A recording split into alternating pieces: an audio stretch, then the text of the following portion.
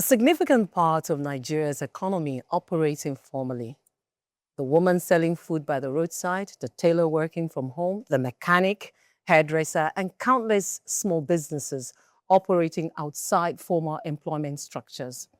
The informal economy is not peripheral to Nigeria. It is the mainstay of Nigeria. It was our saving grace during COVID. Our creative economy operates within that same space.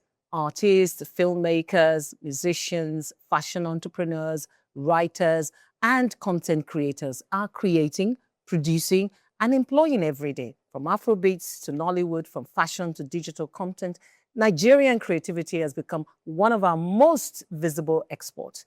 And as Olumide Yonda reminded us at the Creative Powerhouse Summit, creativity is no longer simply entertainment or cultural expression. It's a global currency. But as Nigerian creativity grows, is Nigeria growing with it? That question became real to me during my panel section with Joke Silva, MFR, Kiki Efeomorogbe, and Fisayo Fusudo. Kiki spoke about the need for film villages to ease production. Auntie Joke brought the filth enveloping Glover Memorial Hall. Efe, as a talents manager, spoke about creative governance and good contracts that can keep musicians and businesses and out of trouble. The call was clear from everyone: stronger infrastructure, intellectual property protection, management, and investment. Now, investment should support not only talents, but the studios, the labels, the companies that are built around them. Then came the question of bankable enterprises. The national coordinator of IDICE, Ife Adibayo, who was the keynoter, spoke about financing available through the initiative: a $45 million debt fund, a $65 million Islamic finance facility, and equity options to attract private and global investments. These funds are critical. But I found myself wondering how many creatives in the informal sector can access them. Many need more talent managers, yes. They need investment managers also early enough to help turn talent into sustainable, bankable enterprises too. So the question is no longer simply, where is the money? The money is beginning to show up. But are we building the bridges that will get these monies to the creatives who need them most? Because talent alone cannot build a globally competitive creative industry. Talent needs an ecosystem. How old is the Carnegie Hall in New York, for instance? It's over 135 years. It's still standing today. You go to New York City, it's one of the tourist attraction that's there. How old is the Cincinnati Music Hall? It's over 140 years old. How old is Nigeria National Theatre? It's just 50 years old.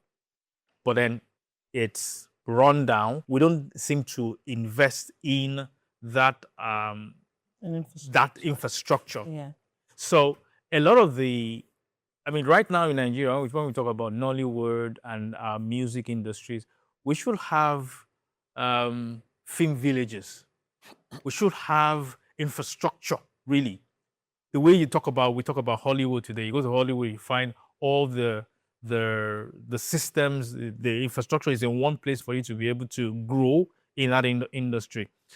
In Nigeria today, we don't have that. Investors will not invest in an industry where they cannot see the money clear. Yeah, but the creativity is intangible, Yeah, but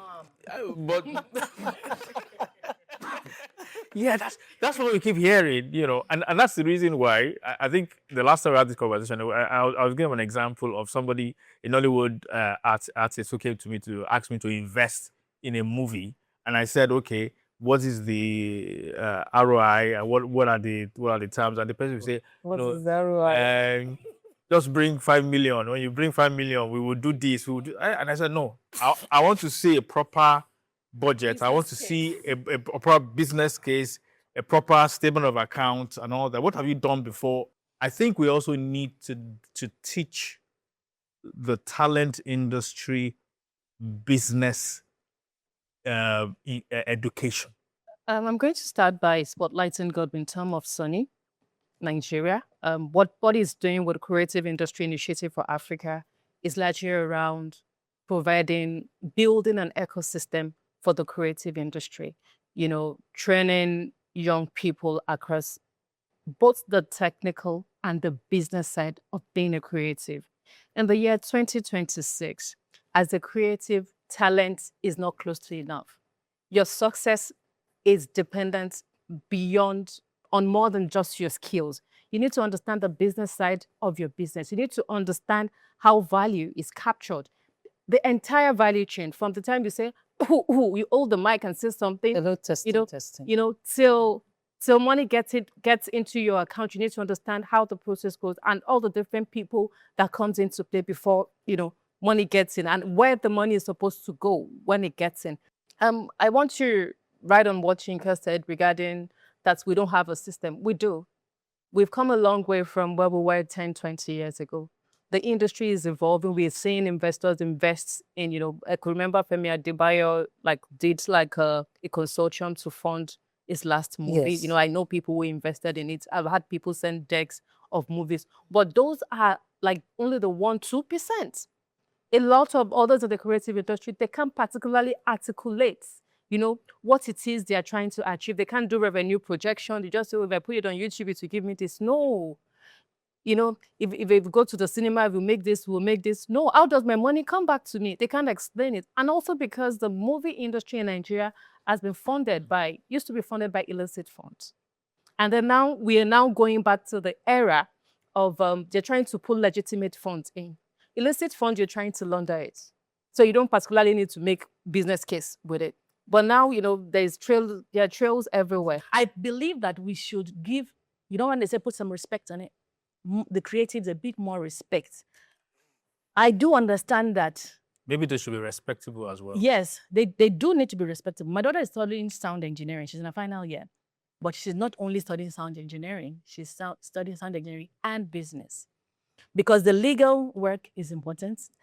Publishing and all those things are important. Now, the people that are successful in this creative industry, some of them, what do they do on social media? 500 million in the box office. 300, 1.7 billion. I made...